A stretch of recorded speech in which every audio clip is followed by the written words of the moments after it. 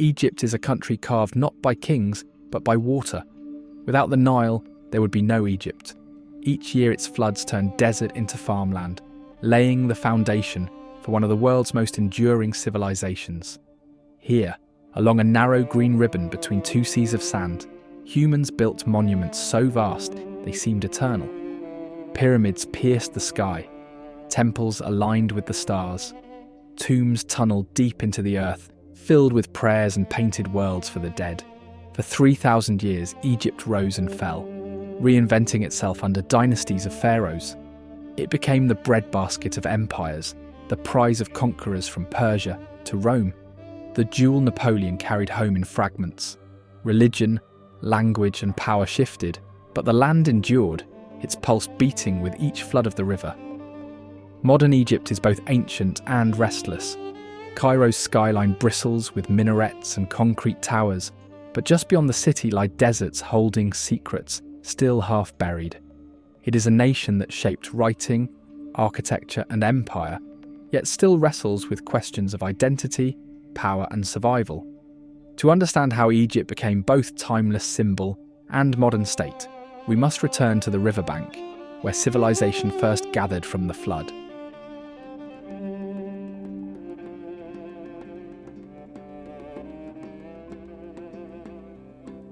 Egypt was born of contrast. To the west stretched the Sahara, a desert vast and merciless. To the east, the rugged mountains of the Red Sea coast. Between them ran a miracle, the Nile River, flowing north for thousands of miles before spilling into the Mediterranean. Each year the river flooded. Black silt spread across the banks, renewing the soil. Where the desert was barren, the floodplain was abundant, able to support dense populations in a narrow green corridor. It was this rhythm, not chance, that made permanent settlement possible. By around 6000 BCE, small farming communities dotted the Nile Valley. They cultivated wheat and barley, domesticated cattle, and fished its waters. Over centuries, villages grew into regional cultures, leaving behind painted pottery, mud brick houses, and early forms of religious expression tied to the cycles of life and death. By 4000 BCE, two distinct spheres had emerged. Upper Egypt in the south, where the river runs narrow between cliffs, and Lower Egypt in the north, fanning into the fertile delta. Trade flowed through both, connecting Egypt to Nubia, the Levant, and beyond. This was no longer a scattering of villages. It was a land already learning the value of unity, resources, and ritual. Soon these twin regions would clash, and from their collision, a single kingdom would rise.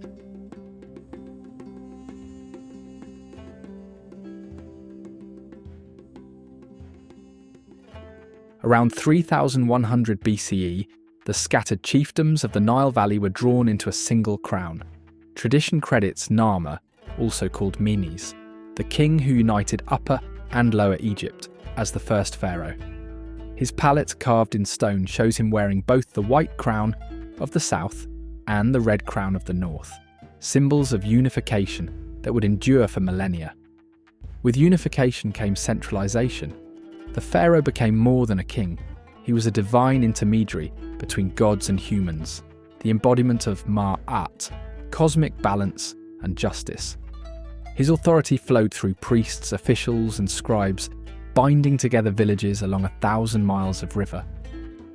The Old Kingdom, circa 2686 to 2181 BCE, was Egypt's first great age. Pharaohs commanded resources to build pyramids at Giza and Saqqara, monuments that fused religious belief with political power. These structures were not simply tombs, they were cosmic engines, stairways to eternity carved from stone. Administration flourished alongside architecture. Scribes developed hieroglyphic writing, officials collected grain taxes, and irrigation systems expanded to harness the Nile's floods. Egypt was becoming not just a kingdom, but a civilization, structured, stable, and self-aware. But even in its glory, cracks appeared: famine, political decentralization, and regional rivalries. Egypt's story would be one of cycles, unity, division, and renewal, under the eternal gaze of the river and the sun.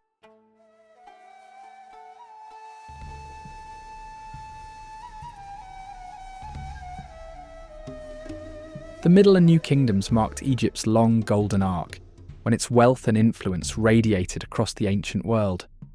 After the turbulence of early breakdowns, strong pharaohs restored order, expanding Egypt's reach through war, diplomacy, and monumental building.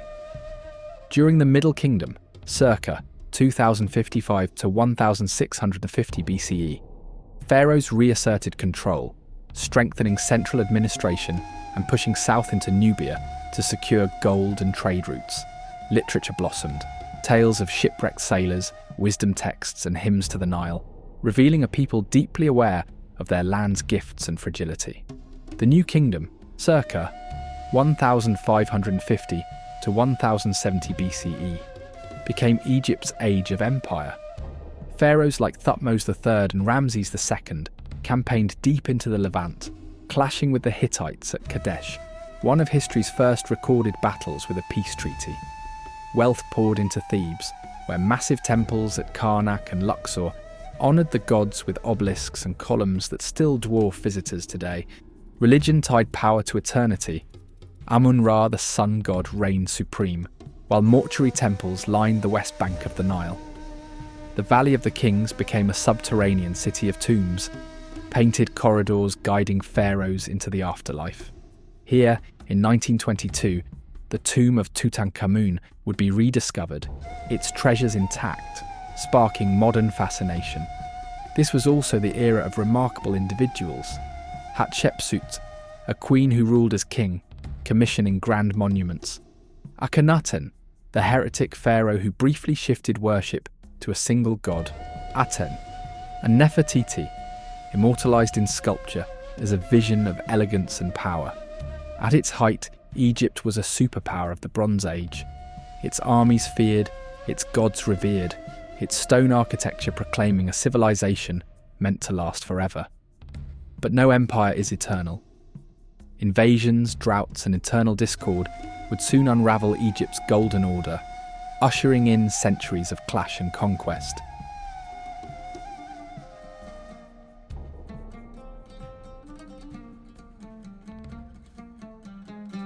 After the brilliance of the New Kingdom, Egypt slid into turbulence. By c. 1100 BCE, drought, economic decline, and invasions by the so-called Sea Peoples weakened the state. The once mighty empire fractured into rival dynasties, priests of Amun in Thebes wielding as much power as kings.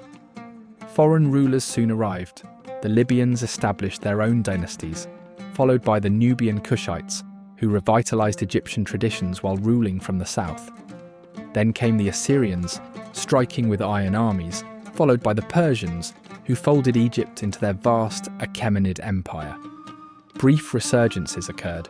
Pharaohs like Psamtik I reclaimed some independence, but Egypt was no longer its own master. By 332 BCE, Alexander the Great marched in, greeted not as a conqueror but as a liberator. He founded Alexandria, a city of marble and libraries that became the jewel of the Mediterranean. After his death, the Ptolemies, a Macedonian dynasty, ruled for centuries. They fused Greek and Egyptian traditions, pharaohs in Greek robes, temples with hieroglyphs beside Hellenistic columns. The last of their line, Cleopatra VII, fought to preserve Egypt's sovereignty through alliances with Julius Caesar and Mark Antony. But in 30 BCE, after her defeat at Actium, Egypt fell to Rome. For the next 600 years, Egypt was Rome's granary, its monuments fading into sand, even as its grain fed the empire's legions and cities. Later it would pass to Byzantines, Arabs, Ottomans, and finally European colonial powers. The age of the pharaohs was over. But Egypt, always adaptive, carried its memory forward, its identity shifting under every conqueror, its river flowing on.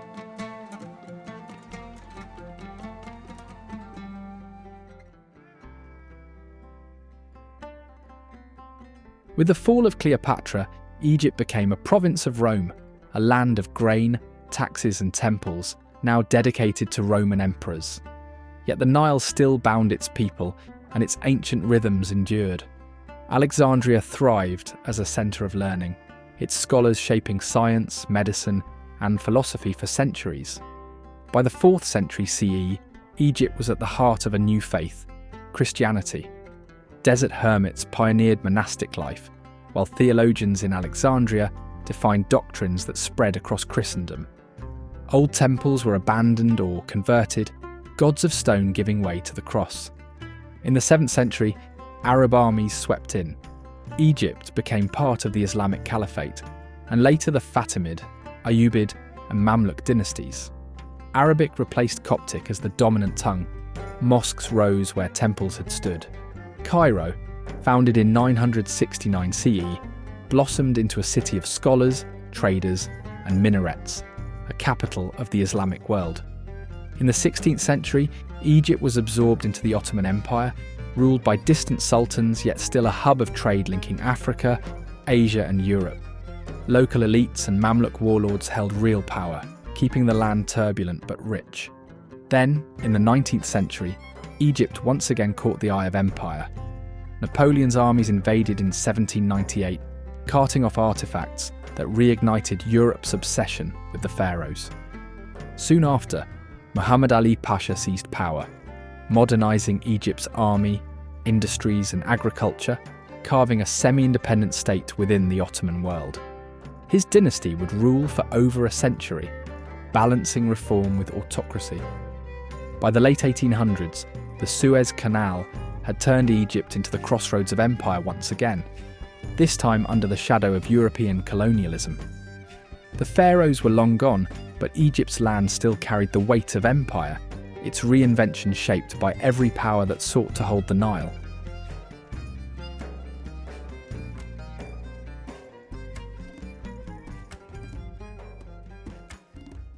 In 1869, the opening of the Suez Canal transformed Egypt into one of the world's most strategic crossroads. The canal linked the Mediterranean to the Red Sea, shortening routes between Europe and Asia.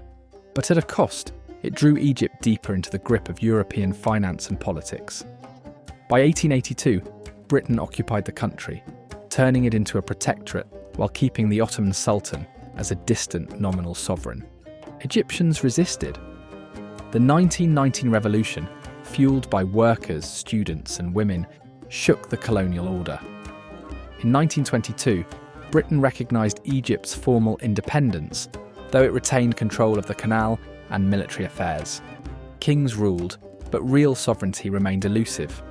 World War II turned Egypt into a battlefield of supply lines and armies. In its aftermath, discontent swelled. In 1952, the Free Officers Movement, led by Gamal Abdel Nasser, overthrew the monarchy. Egypt became a republic, seizing the Suez Canal in 1956 and standing firm during the Suez Crisis, a turning point that ended Britain's imperial pretensions. Nasser's Egypt became a beacon of Arab nationalism, building the Aswan High Dam to tame the Nile and courting both the Soviet Union and the West. His successor, Anwar Sadat, shifted course, fighting the Yom Kippur War of 1973, then signing peace with Israel at Camp David in 1978. Assassinated in 1981, he was followed by Hosni Mubarak, who ruled for 3 decades under authoritarian stability. In 2011, Egypt erupted again. The Arab Spring filled Tahrir Square with protesters demanding bread, freedom, and dignity.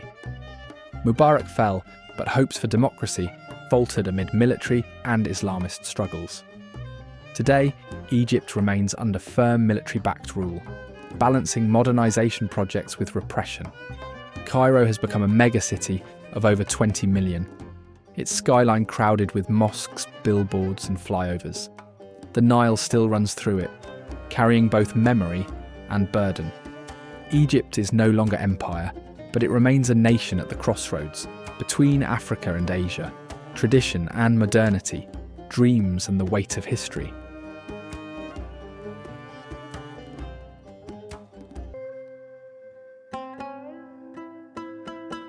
Egypt's future, like its past, turns on the Nile. 95% of the population lives along its banks, yet the river is under strain. Upstream, Ethiopia's Grand Renaissance Dam threatens to alter flows, sparking disputes that could redraw regional politics. Climate change worsens the crisis. Rising seas threaten to swallow parts of the Nile Delta, salt creeping into fields that once fed empires. Population is another pressure. Egypt now counts over 110 million people, growing rapidly. Jobs, housing, and infrastructure lag behind demand, straining Cairo's crowded streets and swelling informal settlements.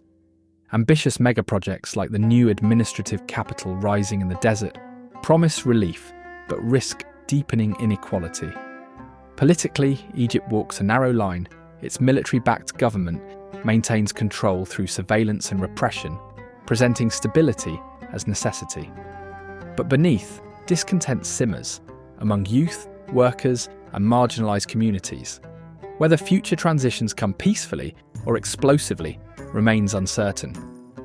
Yet Egypt retains enormous weight. It anchors the Arab world's most populous nation, controls the Suez Canal, artery of global trade, and carries cultural influence from cinema to religion. Its heritage draws millions, its history continues to inspire,